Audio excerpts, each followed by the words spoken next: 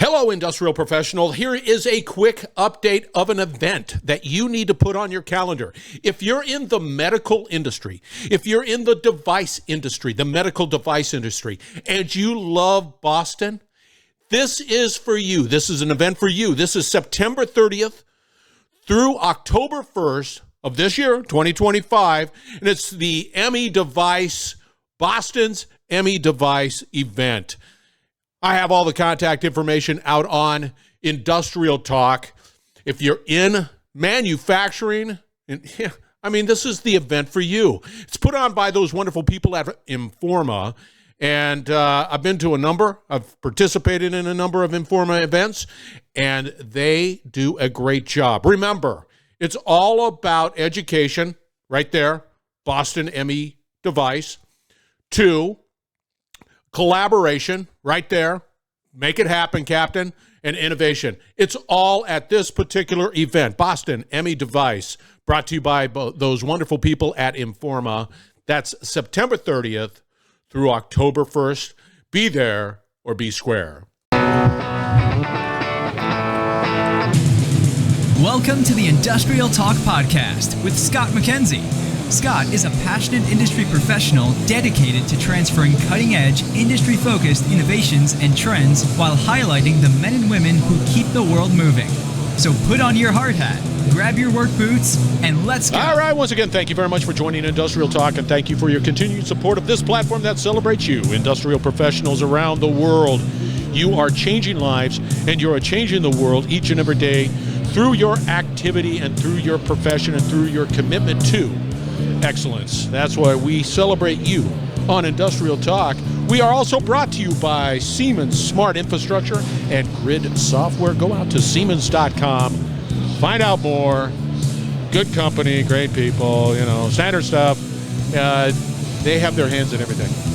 There's Siemens Smart Infrastructure and Grid Software. We're broadcasting from DistribuTech here in Dallas, Texas. And I'm telling you, talk about a collection of problem solvers. They have halls and halls of people, and one of those individuals in the hot seat, Mike Beehler. He is with, talk to us. What are you with? We are with Power Delivery Intelligence Initiative, Scott. PDI squared for short. What's your URL? www.pdi2.org. Oh, good. There you go. I was going to say, if I have to spell that out every time you just think about how many businesses are not. It's like I give up. I misspelled. I can't find the website. Right. Anyway, you having a good conference? Having a great conference so far. I just got done moderating a panel with 5 utility executives and about investment strategies. We're going to spend billions and billions of dollars on the electric grid in the years to come. They have and to. Just no end in sight. They have to. Yeah. Don't you agree? It's an exciting time. I do agree, actually. I kind of asked the question. One woman from Texas, we're here in Dallas, Texas, and they are going to double the amount of money that they've got already invested in their infrastructure. They're going to double it in the next 5 years, and they called it the Texas Miracle. I said, well, what is the Texas Miracle? You said, natural load growth. The I-35 corridor's got new businesses on each side of the corridor all the way through Texas. Data centers. Silicon Valley is coming to the Austin area. Dallas is the best place for corporate headquarters to relocate. So Texas just keeps growing and growing and growing. And it's like that all over the country, frankly. How do they deal with it? And I digress. How do they deal with the rate recovery? If they're going to spend billions and billions in expenditures, how do they structure that rate recovery? Yeah, so because nobody's going to say, yeah, I want to spend more for my power. Well, the price of power is going to go up, and we had that. Yeah. That is a very important question about affordability and the power that we're going to need in this country to be competitive in a world marketplace is going to be more expensive, but we've got to make sure that we do a great job building the new infrastructure, perhaps not like we built it in the 60s and 70s and 80s, but in a new, more reliable and resilient manner using newer technologies and such. So that's the huge challenge in this hall right now with 1,000 vendors in here that want to be involved. It's just huge. It's massive. So Each state has a regulatory body that will regulate for regulated utilities, investor-owned utilities, and they will set those rates, and companies have to go in and make their case. It's called a rate case, and they will ask for an 8 to 10% increase in their cost of electricity. And as I believe, and we had the panel that confirmed this, is that as long as we keep that below the cost of inflation, we'll probably be in pretty good shape.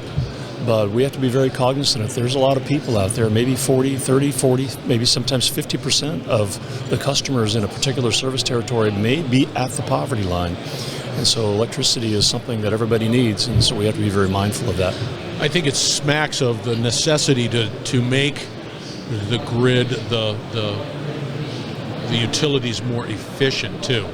You just can't, like I said, the way they built it in the past has to be different today. There's inefficiencies that exist today that if you drive and remove that, then that's better from a price perspective. One of the executives today said that this time right now in 2025 is a pivotal point in the industry, and that people will look back in 30 or 40 years and say, back in 2025, we pivoted and started to do things differently to invest in the grid in a different manner to be more affordable, obviously maintaining safety and reliability, but with a keen mind on affordability as well. So it's a great time to be in this industry, and there's a lot of really interesting things going on, from the distribution system that serves your home or your small business all the way up to big transmission that's going to bring major new generation in this country, going to bring that generation to load centers all over the country. My background in utilities, we've been talking about upgrading transmission for a long time. We have. For a long time. We have. And I guarantee you it hasn't changed. It has not changed, Scott. That's a great point. I wanted to ask these guys, well, you want to build this new 500 kV system? Somebody said they wanted to build 1,000 miles of new 500 kV. Not in my backyard. Not in my backyard. The routing, the permitting, the public involvement process will take years to get through. And we don't have years to wait.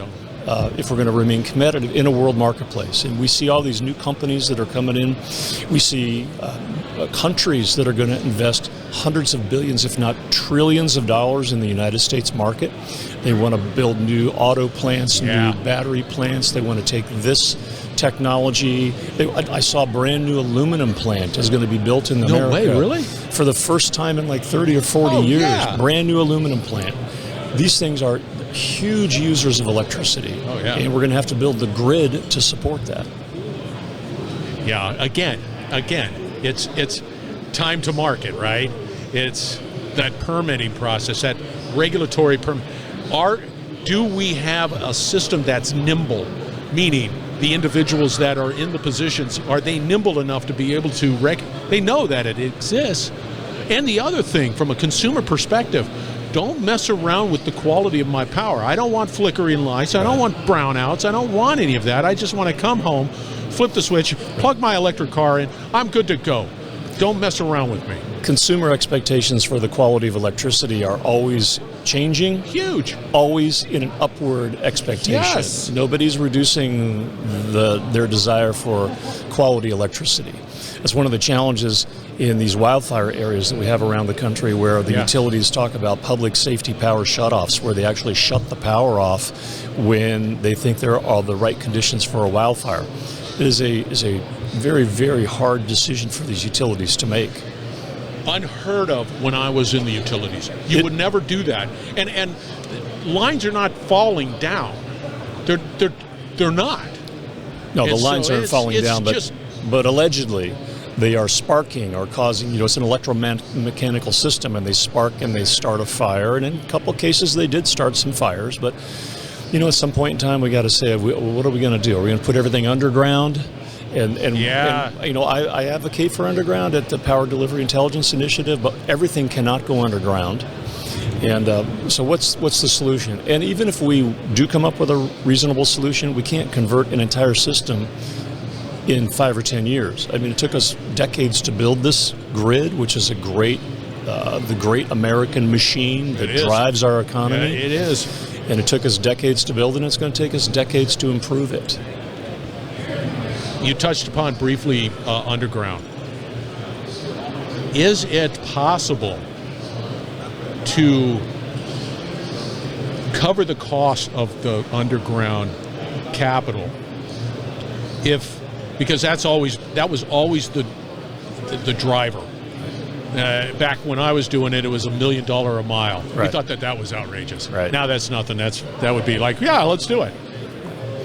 How do we do it? The way I think we should look at the cost of underground is the total cost of ownership over the life of the assets. So let's say it cost me more to install a distribution line or even a low voltage transmission line underground. It cost me more to do that on a capital cost. But over the life of the asset, which might be 30, 40, 50 years, what's the cost to operate and maintain that? And I would contend that many utilities have empirical data and evidence that show that the operations and maintenance cost is lower.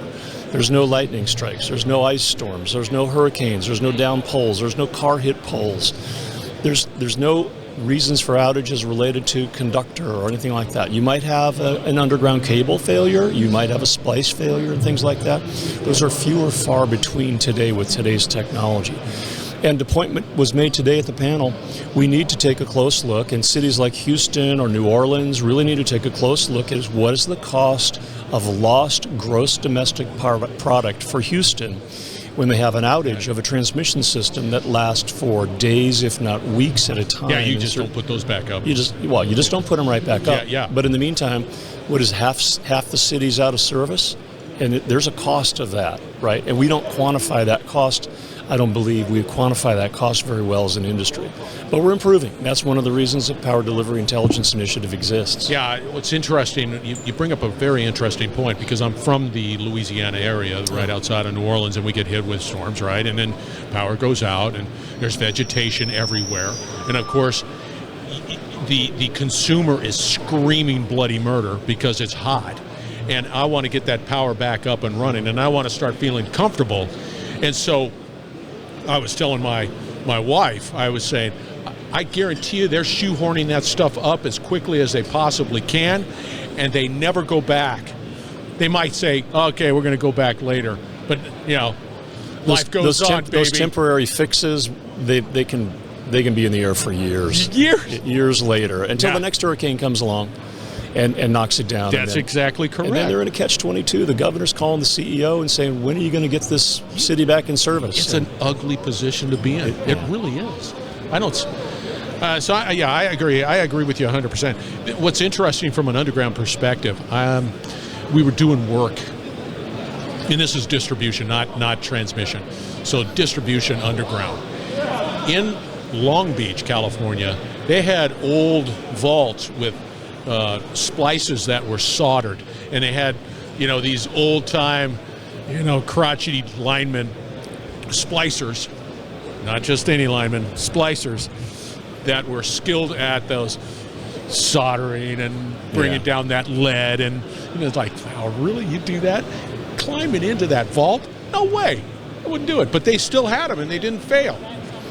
Yeah, the technology that we have today is much more advanced, and we've got tools just like an MRI almost to determine the condition of the cable when it goes in, and benchmark the condition, and then track the cable. And as long as you don't overheat that cable by over-operating the system, that cable should theoretically last 80 to 100 years if you operate it within the parameters of the design of the cable. So this is 2025. We've got new technology. Material sciences have changed.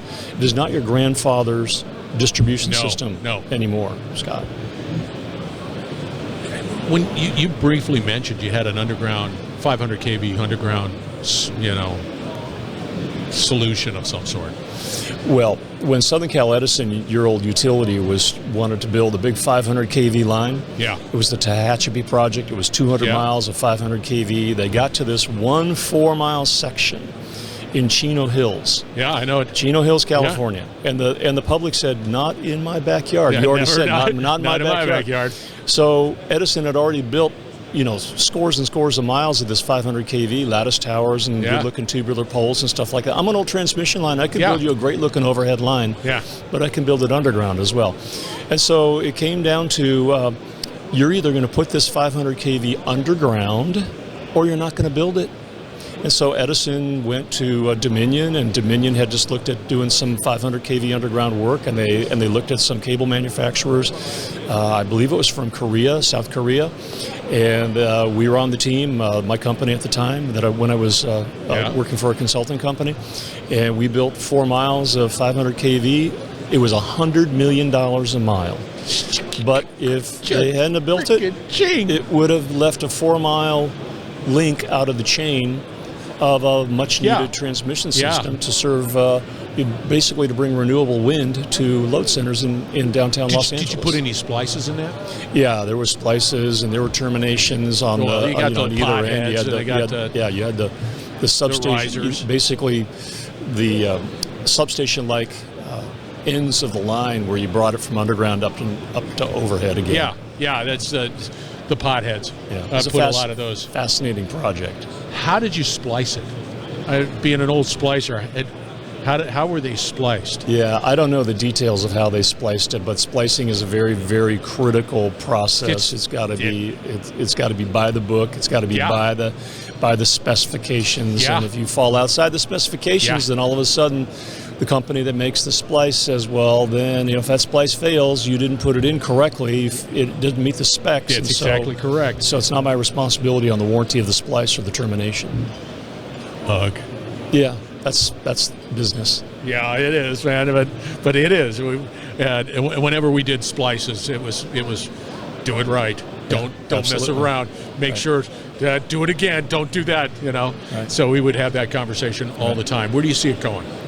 What's that future look like for you?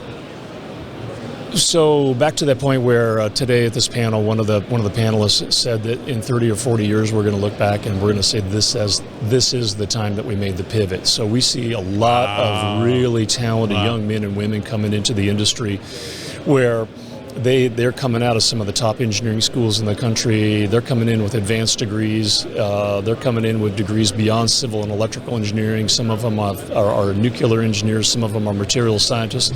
And because our industry is doing so many exciting things and can make significant changes in the world, electricity is foundational to everything that we do in our economy, but also you think about how we keep a clean environment and the things that we do as we generate and then transmit and distribute electricity. There's a massive electrification movement in this country right now, so we're going to build electric cars, we're going to build electric heating. Exciting. It's an exciting time, Scott, it's frothy out there, to be in this industry. I Absolutely. love it, man. Yes. How does somebody get a hold of you? Because this is a great conversation, Mike. Yeah, my email address at the Power Delivery Intelligence Initiative is mbeehler@pdi2.org. Are you out on LinkedIn? Yes, sir. Okay, just want to make sure. Got your stat card out there because you got mad skills, I tell you. You were great. Good. I really enjoyed that conversation. It brings back a lot of great memories. All right, we're going to wrap it up on the other side. We're going to have all the contact information for Mike out on Industrial Talk, so fear not. You will be able to connect with this gent, and you will not be disappointed. And put that on your to-do list. There, I think I covered everything. We are broadcasting DistribuTech here in Dallas, Texas, and we're sponsored by those wonderful people at Siemens. Siemens Smart Infrastructure and Grids Software. Go out to Siemens.com. Find out more. We're going to wrap it up on the other side. We're going to just talk more about what Mike has talked about. So stay tuned. We will be right back. You're listening to the Industrial Talk Podcast Network.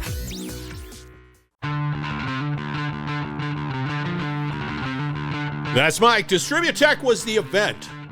This is a must connect because we always talk about collaboration, education, collaboration, and innovation. Mike is one that you need to put on your to-do list to connect. And if you're in the world of power generation, utilities, transmissions, the dynamic market that exists out there today and trying to define how to satisfy these demand requirements, you need to have a chit-chat with good old Mike. Great conversation. Great event, by the way. You need to put that on your calendar if you're in that business. Big time. Big time. DistribuTech. All right. we have our book coming out. It's an ebook. It is specifically around pain points, strategies around pain points, and technology, the solutions to be able to address it. You can go out to Industrial Talk. You're going to hear more about it. There's a couple of other wonderful tools in there, so be on the lookout. Be bold, be brave, dare greatly. Hang out with Mike. Change the world. We're going to have another great conversation shortly, so stay tuned.